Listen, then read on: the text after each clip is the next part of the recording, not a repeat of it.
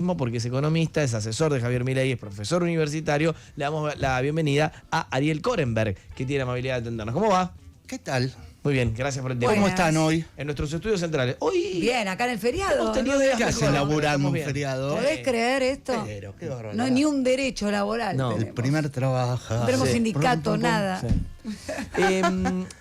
Asesor de Javier Milei, contale un poquito más a la gente, así también te conoce. ¿Qué significa en términos prácticos? Bueno, si querés, hablemos mejor de mi currículum. Digo, Bueno, para mirá, que se entienda de verdad, sí. porque hay más de uno que seguramente no sabe. Yo soy un ¿qué hace un economista, asesor? interesado en la política. A partir de mi segunda caída del muro de Berlín, que fue la intervención del INDEC, yo estoy especializado, Sí. empiezan a reírse, en estadística económica en Argentina. Sí, cosa divertida. A partir de lo que sucedió en INDEC, imagínate. Y encima doy crecimiento económico en la UBA.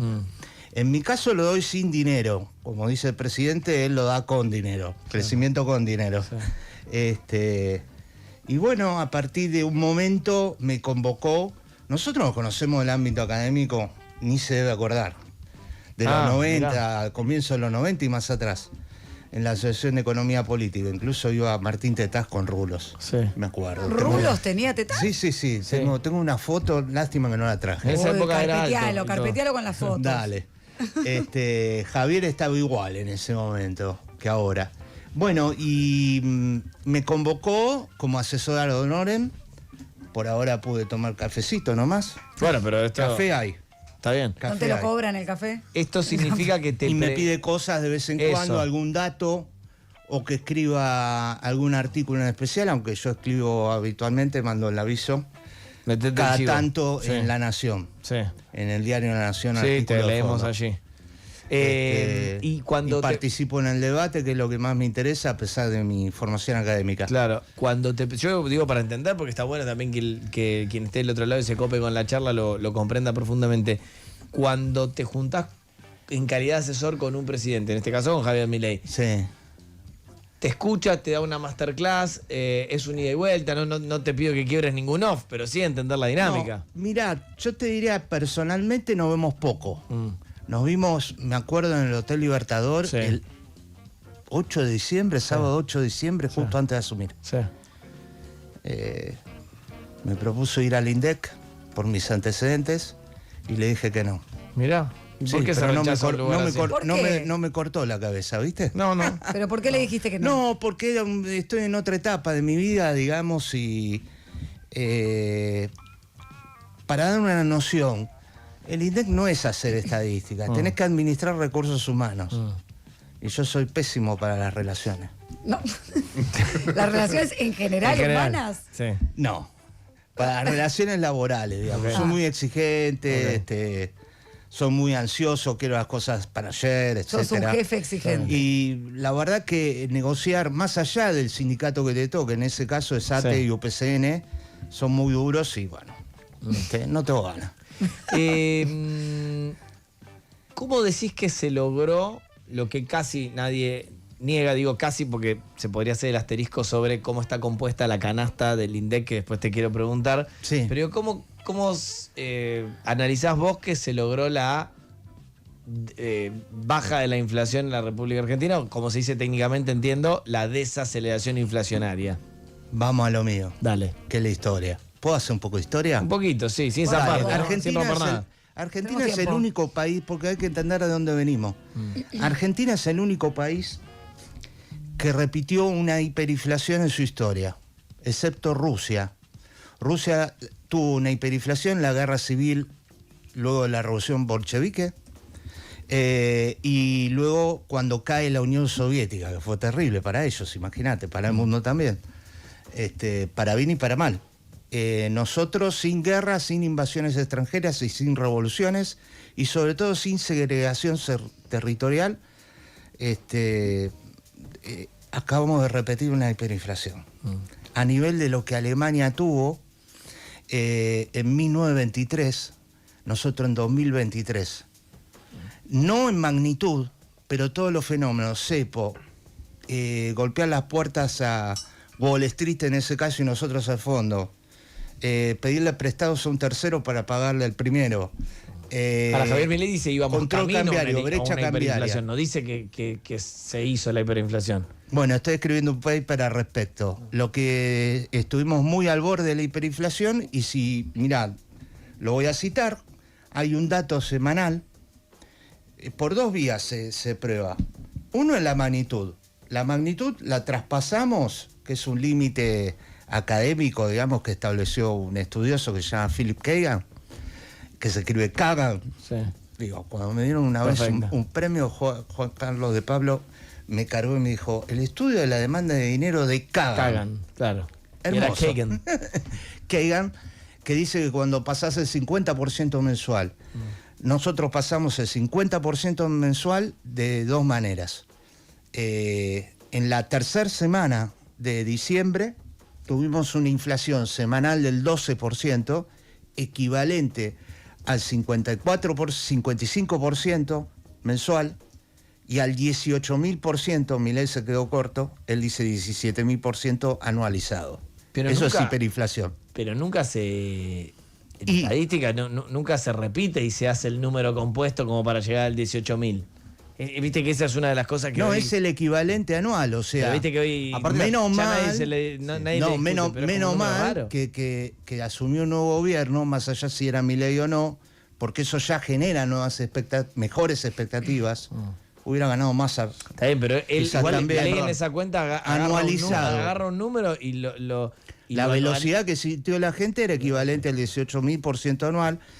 ¿Por qué? Raro. Porque en la semana tu dinero valía 12% menos en una sola semana.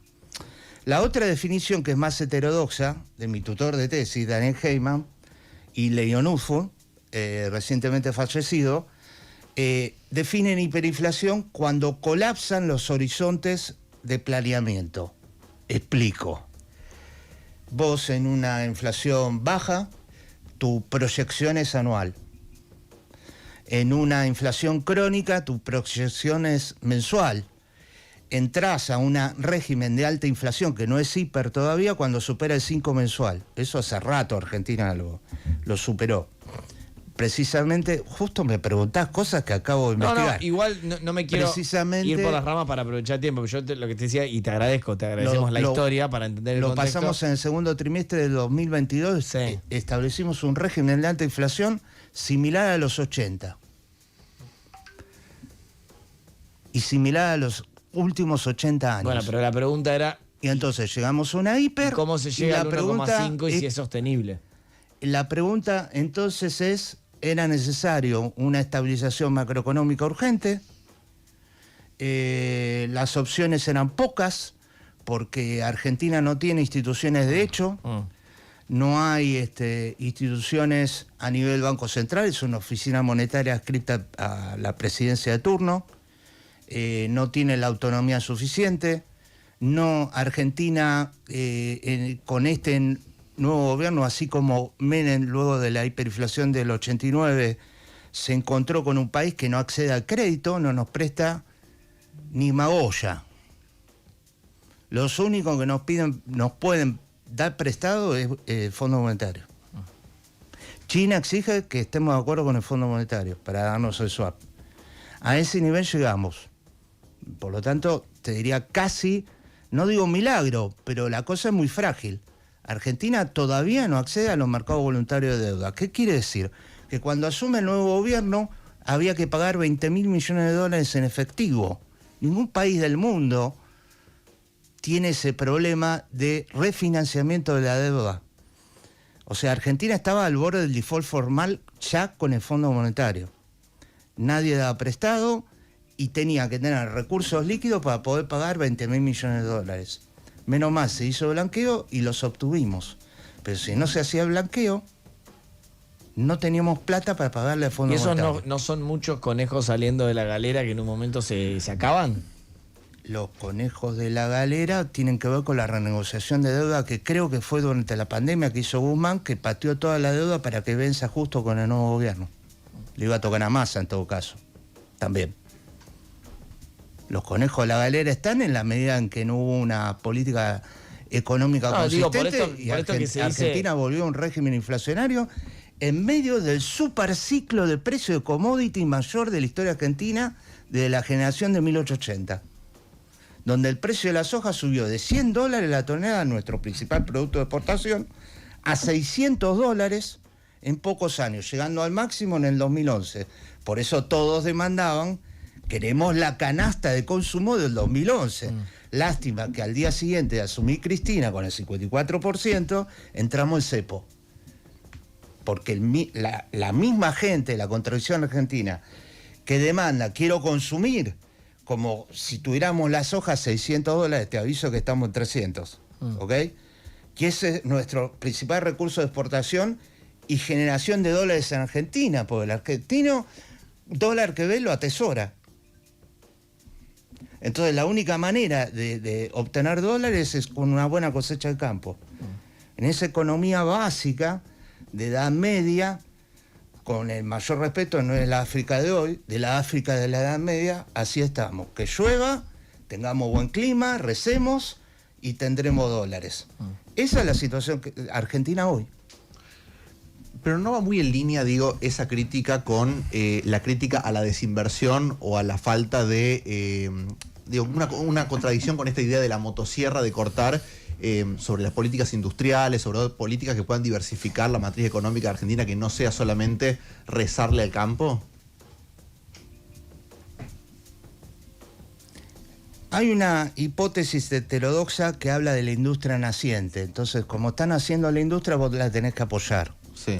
Están haciendo desde la década del 30, nunca terminan de nacer en Argentina. En cambio, Brasil fue para otro lado. ¿Sabes por qué? Mantuvo política industrial. ¿Por qué? Porque tuvo la geopolítica clara. En la Segunda Guerra se alió a los aliados. Y eso que el tipo era medio fascista, que es Tulio Vargas. Nosotros decidimos otra cosa.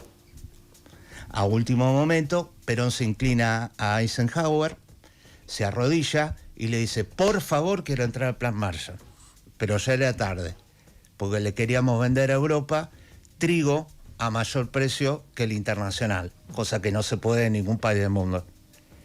Desde esa geopolítica estamos hoy estancados en ese sistema. Te hago una pregunta. Porque digo, estoy seguro que... Estamos con el mercado de trabajo en parte de la década del 30 y sobre todo del 40.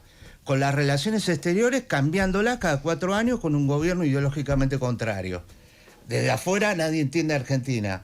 Y una política industrial para una industria naciente que hace 80 años que están haciendo. Sin embargo, acá al lado, en Brasil, nació hace rato. Y ya no, excepto los créditos del Banco Nacional de Desarrollo, BANDES, creo que se llama, BNDES, no hay ninguna política industrial. No hay política industrial en Brasil. Vuelvo un poco a lo Para que tener a lo que política te industrial, decía. vos al tipo le tenés que dar un beneficio, ok. Le damos una promoción, le damos una protección, ok. Resultados. ¿Cuánto empleo generás y cuánto exportás? Estoy esperando. Los celulares... Pará, déjame... vamos metiéndote preguntas porque 3 veces ya quise arrancar. Los celulares, viste, de personas que te contrasté, ¿eh? Escuchá, los celulares estamos generan hablando con 8.000 Ariel empleos. Korenberg. Yo voy a hablar hasta que me escuchen. El salmón al lado, en la isla de Tierra del Fuego, del lado chileno, genera 80.000, 10 veces más empleo que lo que genera el régimen de promoción de Tierra del Fuego por una soberanía que no respetamos, porque gobiernos anteriores querían poner a China ahí, en el puerto de Tierra del Fuego. ¿Puedo preguntar ya? Depende. Más o menos Es un debate. El trajo armado lo que quiere decir. Aparte de feriado. O sea Qué que, manija, tipo, ¿no? Mi, Dale. mi mecha Vos está dale. corta, Perdón, tipo dale. 2,5 centímetros. Mide. Dale. Porque quiero ir a temas mundanos, porque es feriado, porque me gustaría que la gente entienda la mayor parte de lo que estamos contando. Hablemos de música. No, más allá del contexto necesario que le estamos dando.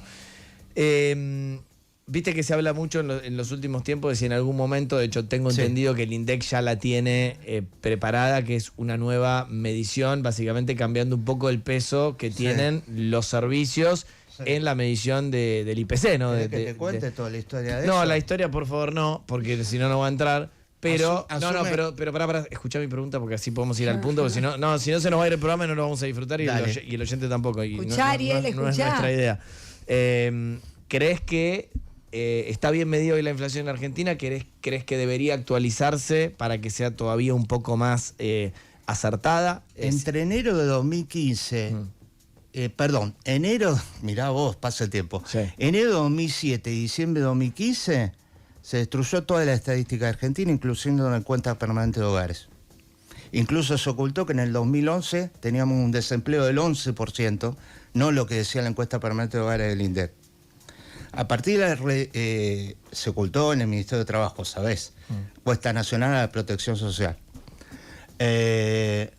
Ahora, yendo al presente, Todesca decidió no recibir un crédito del Banco Mundial para renovar toda la estadística argentina. Más allá de los ¿Renovar qué temas significa? del pasado y Porque te tenemos estoy preguntando bases, por el peso de los servicios. las bases estadísticas están atrasadas. Ok. Ahora, cuando vos tenés inflación alta, no hiperinflación, sino inflación alta, más de 2 puntos, 3, 4, 5 mensual, no hay canasta que valga en términos de tenés inflación. Ok. No, discutir la canasta a ver si da un poco más, un poco menos en la inflación acumulada anual sirve para el tema de inflaciones normales pronosticadas un año menos del 10% anual. Cuando vos tenés inflación de los últimos 8 años de más de 20% anual, le pones una canasta, le sacás otra, No vamos a política cambia el económica. corazón, decís. Atraso las tarifas y de repente no hay luz. Toca aumentar la tarifa. Entonces, toda la inflación reprimida explota en el siguiente periodo cuando ajusto la tarifa, porque si no la gente se queda sin luz. Ahora, ¿y cómo? ¿Sabes por qué te preguntaba esto? Tenía un la porqué. canasta, Pero pará, cambiar la canasta sí. no te va a cambiar Bueno, la inflación. eso, está bien, me quedo básicamente. con eso. Porque tiene un porqué, Dale. Ariel, que tiene que ver con que escuchamos a más de uno diciendo, incluso sin negar que la inflación sea, ponele, 1,5%, que Sí. es muchísimo menos, lo aclaro, de lo que había recibido Javier Milei, Sí. no la siente en la vida diaria. Dice, sí, Bueno, eso es de toda la vida de las es mediciones verdad, de no estadística. aumenta tanto de mes a mes, pero Es no me una acompaña canasta- el sueldo. Es una canasta promedio de los 46 millones de argentinos que no va a reflejar tu inflación individual. Por eso creo que con Buen Tino la gestión actual, creo, a ratificar, ¿sí? Porque no entré. En la web, en la página de INDEC podrán encontrar un calculador de inflación con tu canasta. Los precios son los mismos. Y entonces, Los precios son los precios. Y nada, tendrás un poco más si tenés más servicios públicos que ok. otro. Y le un falta, poco menos. le falta una política de Si salarios alquilás, al si no gobierno. alquilás. Digo, para que el salario acompañe los precios en Argentina. Más allá de la política del gobierno, lo que hay que entender es, todos queremos ganar más, Es lógico. ¿ok? Yo también. Sí. ¿Vos Mi también? salario, Sí, sí, nos anotamos, mi salario docente está completamente planchado. No de este gobierno. Los últimos 20 años. Nunca superó, por ejemplo, un investigador CONICET, nunca superó los $1.000. ¿Ah? Poder adquisitivo parecido, porque el traslado a precios del dólar en Argentina es automático. Entonces, la verdad que Argentina no puede tener todo. Porque el argentino atesora dólares. Entonces, dólar que entra, dólar que borrar.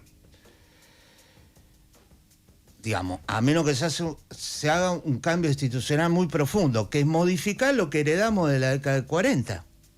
Que es lo que Argentina intentó varias veces. Te relato. Frondizi lo intentó. El mismo Alfonsín lo intentó. Menem lo intentó. Y más atrás. Y nunca se logró. ¿Para qué la reforma laboral? Para generar empleo. Porque ¿qué hace digamos, no el sindicato, el sistema laboral argentino de sindicato único, que vos no podés formar otro sindicato en paralelo. Arma, lo voy a tratar de, porque se dice monopolio, pero si digo monopolio creo que se entiende. Vos podés contratar a un trabajador si pasás por mi monopolio. Al trabajador le doy todos los beneficios, pero no dejo entrar a nadie. No cualquiera es camionero. Y además tengo poder de lobby. Vos sabés que si sos camionero no te retienen ganancias. Ah, mira, a mí como docente investigador me retienen ganancias. Al camionero no le retienen ganancias. Al legislador de la ciudad no le retienen ganancias. Perdón, ¿vos decís que hay una demanda de camioneros que no está satisfecha? Como que hay gente que quiere contratar camioneros y no está haciéndolo. No podés entrar. No estoy preguntando eso. Estoy preguntando si hay una demanda de camioneros que no está satisfecha. Yo entiendo, por ejemplo, que hay una porción de los camiones que trabajan con vaca muerta que no tiene ninguna relación con el sindicato de camioneros. Y bueno, son ilegales entonces. Como es Argentina, anomia, no cumple la ley. Lo decía Carlos Nino. O los que trabajaban en Mercado Libre. Recontra, que tuvieron un lío. Son ilegales. O sea, me sorprende el argumento. Entiendo, pero me sorprende el argumento de la generación de empleo. Explica por qué la economía, porque la economía argentina está la mitad en negro. Bueno, ahí tenés entonces el no es punto. generación de empleo, es generación de empleo en blanco. La generación de empleo en blanco no la puedo hacer porque lo tengo a Moyano soplando la nuca a la pyme, que si lamentablemente me va mal y tengo que echar a una persona, quiebra la pyme, que es el mayor generador de empleo. Ahora, ¿cuál es el dilema? ¿El dilema cuál es? ¿Bajar el costo laboral? Bueno, no es tan fácil. Bajo el costo laboral y ¿cómo le pago a los jubilados? Entonces derivo para el tema de los jubilados. Se llenan la boca con los jubilados y al mismo tiempo defoltean el Fondo de Garantía Sustentable. Diputado Ameri, que maximizaba el bienestar con su novia, ¿te acordás? El de la teta, el diputeta. ¿Cuál? Sí. No, ¿Sabés qué hizo? Los gobernadores provinciales le debían al Fondo de Garantía Sustentable. Ahora claro que es, porque si no, no se entiende. No, el Fondo de Garantía de Sustentabilidad. ¿Sabés que prácticamente todos toda los la plata de los aportes jubilados? Sí. de los trabajadores durante 20 años que tuvo vigencia, exageré un poco, menos, las AFJP, se fue a un fondo que se llama Fondo de Garantía Sustentable. Y esa guita hoy es cero, porque compraron bonos del Estado y fueron defolteados. Principalmente bonos indexados al IPC mentiroso de Néstor, Cristina y Moreno. Y además a gobiernos provinciales que no lo devolvieron, con el aval en el Congreso de presidente de la Cámara de Diputados, señor Massa, y el diputado Ameri, que le cortó el teléfono. Ahora, todo esto a Débora Plager. no justifica que la mínima sea 300 lucas pesos, ¿no? Una vergüenza. Ahora, vos tenés una Argentina descapitalizada, con una industria de bajísima productividad, con economía informal enorme.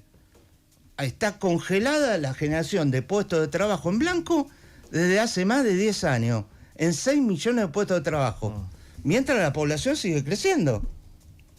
¿Cómo podés bancar un sistema de seguridad social si no tenés trabajadores en blanco?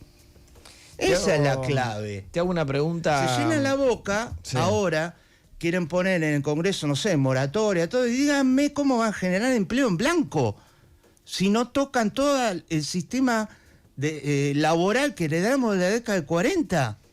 Pero ni siquiera nos adaptamos a la existencia del streaming, por ejemplo. ¿Pero qué pasa con la gente que laburó en negro toda su vida y hoy se quiere jubilar? Digo, ¿que se muera de hambre? No, yo dije eso. No, bueno, pero ¿cuál es la solución si no hay moratoria? No, la solución es generar empleo en blanco, no la Pero una solución de persona corto plazo. que tiene 70 y pico de años no le vas a generar empleo en blanco si tiene edad de jubilarse. Perfecto, seguiremos entonces con subsidios derivados de impuestos para poder pagarle a los viejos. Ahora.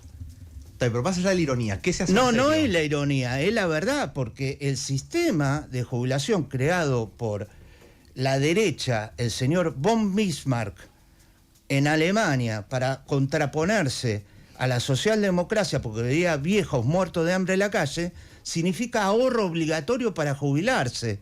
Y el ahorro obligatorio sale de los aportes que hacen los laburantes y el empresario. ¿Y a dónde está esa guita? ¿A dónde está toda la guita que se ahorró en la FJP? Administrada por Vudú y Massa. ¿Dónde están? Defolteada. Cero. Ariel. Entonces, si vos de los aportes obligatorios lo derivás para otros gastos que no sea el pago de jubilaciones, no podés sostener el pago de jubilaciones. Podemos encontrar una transición para discutir qué hacemos con los viejos hoy. Pero ¿sabés qué? Desde que nací que estamos discutiendo qué hacemos con los viejos hoy. Yo quiero que los viejos futuros estén solventados por el empleo joven en blanco. Si no, vamos a tener otra crisis previsional cada 2 años. Te hago esta pregunta que es clave. Vos sabés cómo se llama este programa, ¿no? ¿Cómo se llama? The Map, que es todo marcha acorde al plan. Entonces, como economista y como asesor de Javier Milei, para despedirte te queremos preguntar si crees, conjugando distintas variables, que todo marcha acorde al plan o no. El ritmo es muy lento, muy lento. Por ejemplo, yo traje un cuadro. Estamos todos de acuerdo, o no, no lo sé, sí, que la inversión pública estuvo sujeta a mecanismos de corrupción. En 11 años, según el caso Cuadernos, acumuló 3.000 millones de dólares por año, que es más o menos de un punto de producto por año. 36.000 millones de dólares equivale a todas las reservas brutas, porque es deuda, porque Argentina no le presta a nadie, y además los argentinos no se desprenden de los dólares del Banco Central. 295 presupuestos anuales del Hospital Garrahan me equivale. 10 años de presupuesto de educación y 8 de presupuesto de salud, que no está en el cuadro. Para mí es muy lento. O sea, no se pero va privatizó acorde al plan de CIS, pero ninguna empresa pública hasta este momento. La excusa, por supuesto, es el bloqueo corporativo, principalmente en el Congreso, de los gobernadores feudales que piden a cambio transferencias del voto para la ley bases o la ley que sea. Ahora viene un paro de controladores aéreos. Que se haga cargo una empresa privada de los paros. ¿Por qué lo tengo que pagar yo que no viajo en avión? YPF. Estoy harto de YPF. Basta de usar YPF. YPF tiene que ser una empresa privada. ¿Por qué el Estado se tiene que hacer cargo de YPF? ¿Dónde está la reforma laboral? La reforma laboral, eso entendí después dando clase de historia económica. La reforma laboral, mirá, desde el retorno a la democracia con el gobierno de Alfonsín, entendí que el gobierno de Alfonsín se terminó no en Semana Santa, se terminó su poder político cuando le bochan la reforma laboral que se llamaba Ley Mucci para que los sindicatos hubiera democracia. En enero del 84. Y cuando De la Rúa lo intentó, surgió el tema de las coimas, que lo denunció Moyano. Y no se hizo reforma laboral. Entonces, más allá de cómo se haga, si no tenés un sistema que te permite incorporar trabajadores que puedan aportar para que vivan mejor los jubilados, Argentina va a seguir quebrada. Lamento que sea feriado, pero sí. es así. No, está bien, unas buenas noticias bárbaras, Ariel. Y sí, exacto, pero es la verdad. Pero es la verdad, es la verdad. Pero es la verdad, si no generás empleo en blanco, ¿cómo le va a pagar a los jubilados? ¿Con qué? ¿Emitiendo moneda? Tenés hiper. Decime con qué recursos, aumentando impuestos. Las pymes no pueden más y entonces no incorporan empleo. La única solución es generar empleo en blanco. Es un pedido voluntarista, porque no te digo cómo hacerlo, porque te tenés que llevar de bruces con Moyano. Moyano, tenés que pagar impuestos a la ganancia, lo siento. Te lo digo más antes, dice. No, paga impuestos. Celulares de Tierra del Fuego, paguen impuestos. Ariel, Estás tenemos nominado. que cerrar porque No. se nos termina el programa, Ariel. Si no, hablaríamos Bueno, hasta que las los 11. privilegiados paguen impuestos. Ok, ese es el mensaje final. Los Me gusta privilegiados que como tienen título. lobby, como, Ok. como el fondo del tabaco, y logran leyes a medida, de cada diputado elegido por lista sábana o maximizando el bienestar con su novia, es hora de que lo paguen. Ariel Así nos bajan los impuestos a Korenberg, nosotros. economista, asesor de Milei, profesor universitario, ha tenido la amabilidad de venir aquí con nosotros a los estudios centrales de Radio Con Voz, TEMAP. Gracias, Ariel. Salud. Gracias.